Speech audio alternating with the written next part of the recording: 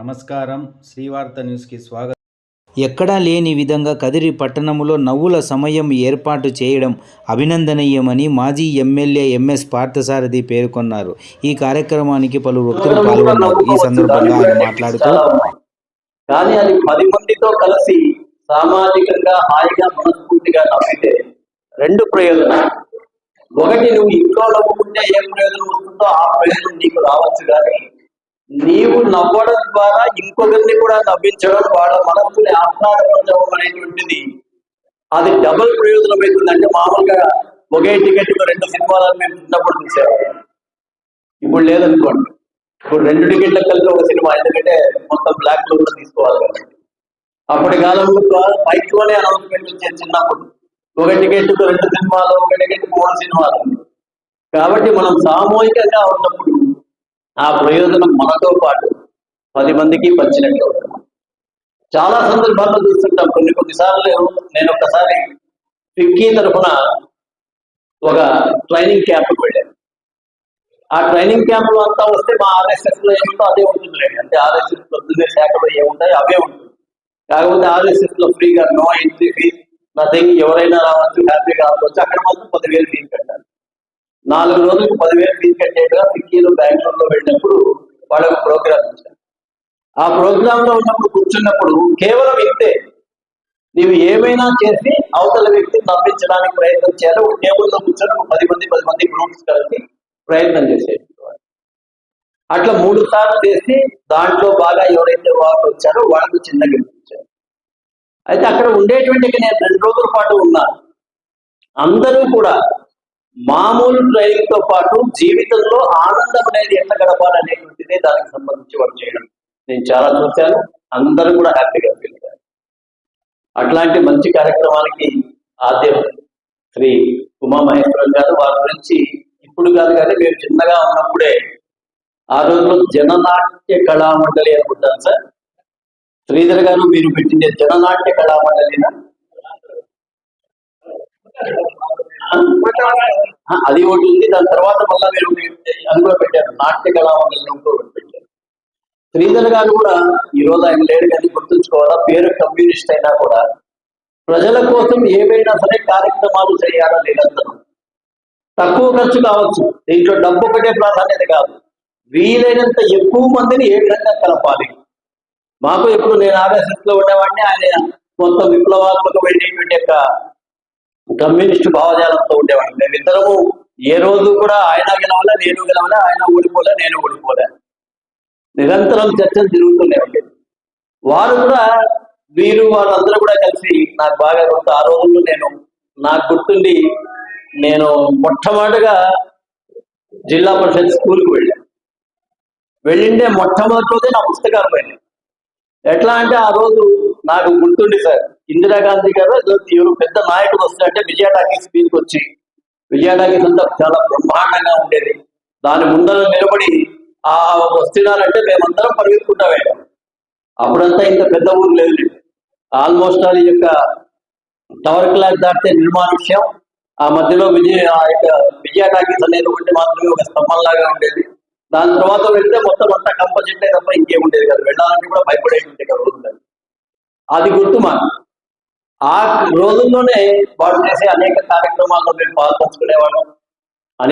ఇంకా దీంతో పాటు ఆ యొక్క రమణారెడ్డి గారు నీటి కోసం సస్యశ్యామల యాత్ర చేసినప్పుడు కూడా వీళ్ళందరూ కూడా దాంట్లో కూడా ఒక రకమైనటువంటి యొక్క చారిత్రకమైనటువంటి యొక్క సన్నివేశాలను సృష్టించి కాదు, వాటిని వివరించి మన ప్రాంతానికి సేవ చేసేటువంటి వాటిని. దాని తర్వాత ఉమామహేశ్వరి గారు చెప్పాలి. ఎందుకు చెప్తున్నారంటే మనము ఎవరిని మోడల్గా తీసుకోవాలి. పెద్ద వాళ్ళు వాజ్పేయి గారు, లేకపోతే నరేంద్ర మోడీ గారు, యోగి ఆదిత్యనాథ్ గారు వాళ్ళు దాన్ని మనం తయారు కాదు. మన కళ్ళ ముందర ఉన్నటువంటి వ్యక్తి. నేను ఎమ్మెల్యేగా అయిన తర్వాత మొట్టమొదటి నేను పొరపాటున కూడా ఆలయ కమిటీ వేయను. ఆలయ కమిటీ వేస్తే ఎంతసేపు దర్శనాలకి వచ్చేవాడికి వాటికి వచ్చిండేటువంటి వాళ్ళని చూసుకునేది కమిషన్లకే సరిపోతుంది, కానీ ఇంకా దేనికి సరిపోదు అనేటువంటి రోజులవి. దాంట్లో కూడా సేవ చేసేవాళ్ళు ఉన్నారు, అందరినీ తప్పు పట్టలేదు. కానీ నేను ప్రైవేట్గా ఒక కమిటీ వేసి మొట్టమొదటి అప్పట్లో అంతా కూడా దేవస్థానం బాగలేదు, ఆ దేవస్థానాన్ని నిర్మాణం చేయాలనుకుంటే మరమ్మతులు చేయాలనుకుంటే ఎవరు ఇస్తారు డబ్బులు అనేటువంటి పరిస్థితిలో ఉంటే మొట్టమొదటి నేను 1,00,000 రూపాయలే ఇచ్చి ప్రయత్నం చేద్దాం సార్, నేను ఎమ్మెల్యేగా ఉన్నాను కాబట్టి ఎప్పుడు అవసరమైనా నేను వస్తాననుకుని నామా రామచంద్రయ్య గారు ఈ ప్రాంతానికంతా కూడా ఆదివాసీ సంఘం అధ్యక్షుడిగా ఉన్నారు, ఆయన్ని చైర్మన్ చేసి మేము మెంబర్స్ తీసుకోవడేదంతా ఎవరు జొన్నా శేషయ్య గారి నోళ్ళని, సుధాకర్ గారి నోళ్ళని, ఇంకా వర్కింగ్ లో ఎప్పుడు కూడా పనిచేసేటువంటి ఇంకా మణి స్వామి గారిని, ఉమామహేశ్వర స్వామి గారు.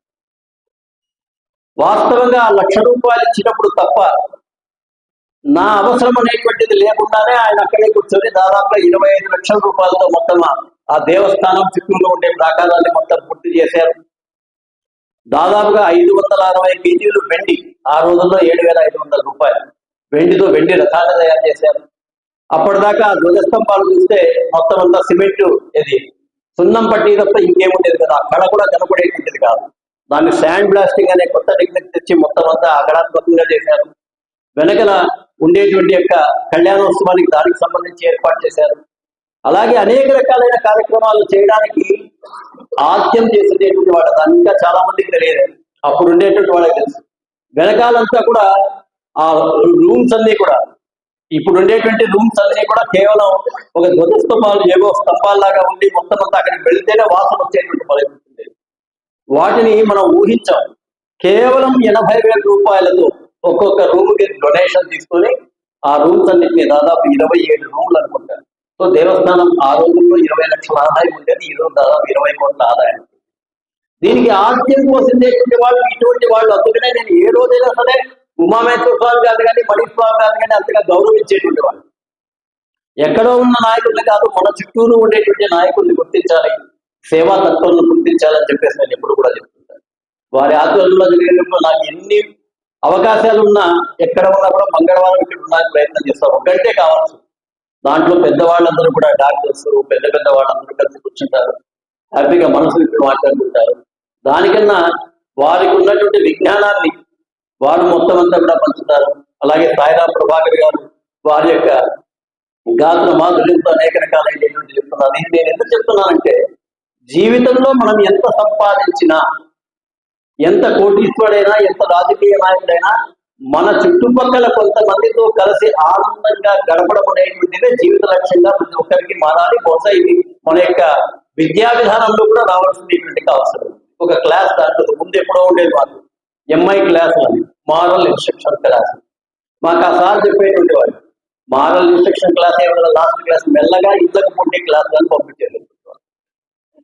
కాబట్టి నేను ఎందుకు ఇవన్నీ చెప్తున్నానంటే, మంచికి మనమందరం కూడా ప్రోత్సాహం ఇవ్వాలి.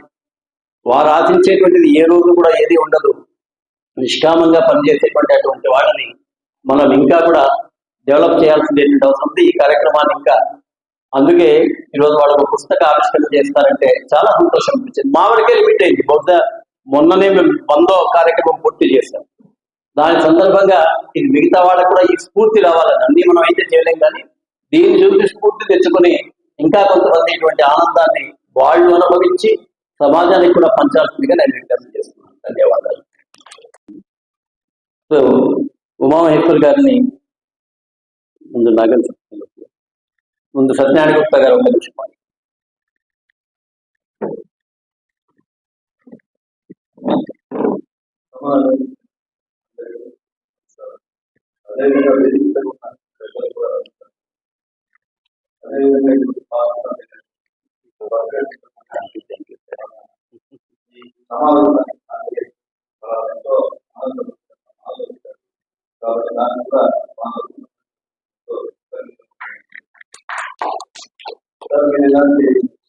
పూర్తిగా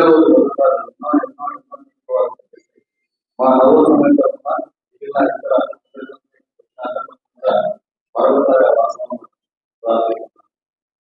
అదేవిధంగా ఈ నవ్వుల సమయం మేము ముందు పెట్టి నిజంగా అంతకు 2 సంవత్సరాలు నాకు మీకు దాదాపు 150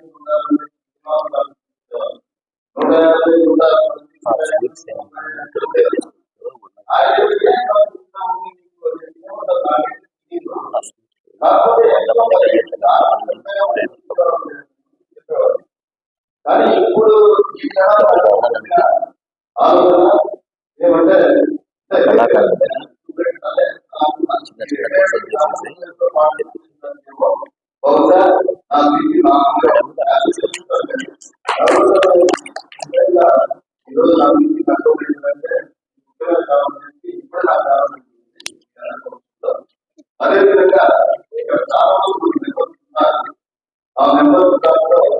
నాకు ఆకలి తాగాలి మన క్లాస్మేట్ ఒకసారి ఆయన మాకు ఒక అభ్యాసం క్లాస్మేట్ ప్రోగ్రామ్స్ అయితే రాలే కానీ ఎప్పుడైనా ఏ ఫంక్షన్స్ పెట్టుకున్నా కూడా ఇది చల్లా ఖచ్చితంగా ఉంటుంది. ఆయన చాలా ఎక్కువ సంవత్సరాలు ఉంటాడు. అదేవిధంగా మా నవ్వులో ప్రోగ్రామ్స్ చాలా బాగా ఆలోచిస్తూ ఉంటాడు. వాళ్ళు ఎప్పుడు బిజీగా ఉండే ఎందుకంటే మంచి దాదాపు ఫేమస్. అలాంటి వాళ్ళ టైం ప్రతి మంగళవారం కూడా 5 నుంచి 6 గంటలకు లేదా 6 గంటలకు వచ్చి వాళ్ళ తరాలు కాకుండా నవోదయంలో పార్టిసిపేట్ చేస్తూ బాగా ఎంజాయ్ చేస్తూ ఉంటున్నారు. అదేవిధంగా ఇక్కడ చాలా మంది మా ఉన్నారు. కాబట్టి ఈ నవోదయ ప్రోగ్రామ్ అనేది నా దృష్టిలో మన దృష్టిలో బాగా సక్సెస్ఫుల్ గా విజయవంతంగా కొనసాగింది. అదేవిధంగా మా దీనికంతా కారణమైంది మా మోహన్ కానీ మా శ్రీధర్ కానీ లేకపోతే జనార్దన్ కానీ నేనంటే తక్కువ అనుకోండి. నాకు 5 కోట్ల పనులు తక్కువ ఎక్కువ కోట శ్రీధర్ మన ఉమామహేశ్వరుడు జనార్దన్ కూడా తక్కువ. వాళ్ళని ఇచ్చి మా మూర్తి గారు మూర్తి అంటారు మోడల్ కాదని చాలా ముద్రపడిపోయింది. ఈ మూర్తి గారు చాలా సహాయ సంఘాలు వస్తున్నారు. అదేవిధంగా అదేవిధంగా బీటెక్ విద్యార్థి అయిన మా నాగరాజ్ సార్ అయితే మా నరసింహమూర్తి గారు అయితే ఎస్పెషల్లీ నరసింహమూర్తి గారి ఆయన మనసు మస్తిష్కంలో నుంచి వచ్చేది ఈ ఆలోచన. మరి ఆలోచన ఈ కొద్ది ప్రత్యేకం అవుతుందంటే మా నరసింహమూర్తి గారి ప్రధానంగా నిలబడతారు. ఈ అవకాశం